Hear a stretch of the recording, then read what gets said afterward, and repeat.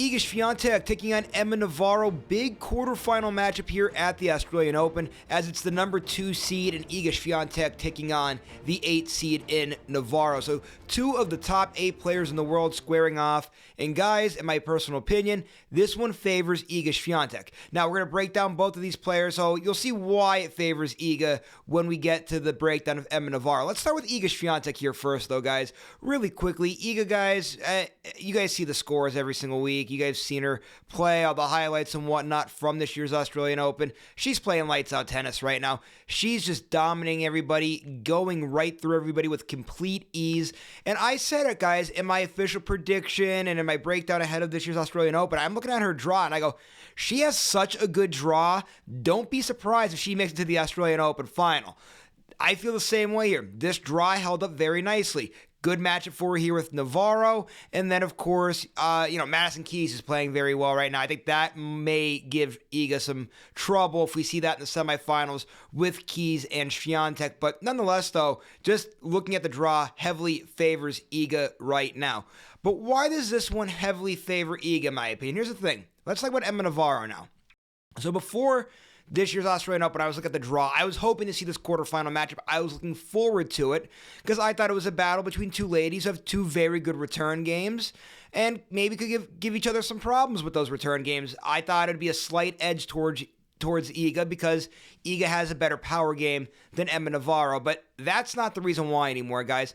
Eva Navarro in this year's Australian Open, 3 sets after 3 sets after 3 sets. She had that one marathon match that was way over 3 hours long. Every time she's going out there, she's playing matches that are essentially almost or over 3 hours long.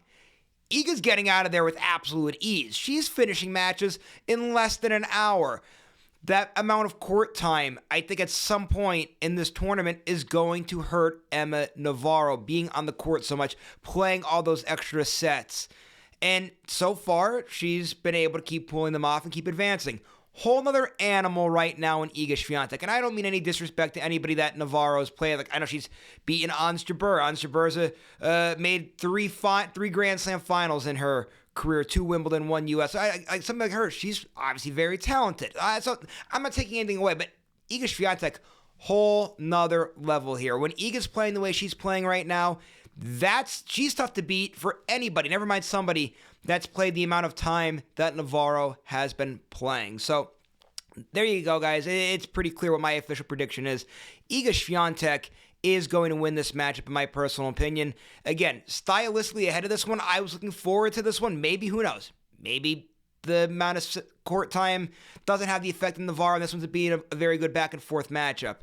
But still, nonetheless, I still think either way, Iga Swiatek gets it done here and will advance to the semifinals. And I think given Iga's draw, I'm still going to stick with it. We'll see the matchup. I'm sure I'll have a breakdown of a semifinal matchup. But still, right now, I think Iga Swiatek will at least make this year's Australian Open final.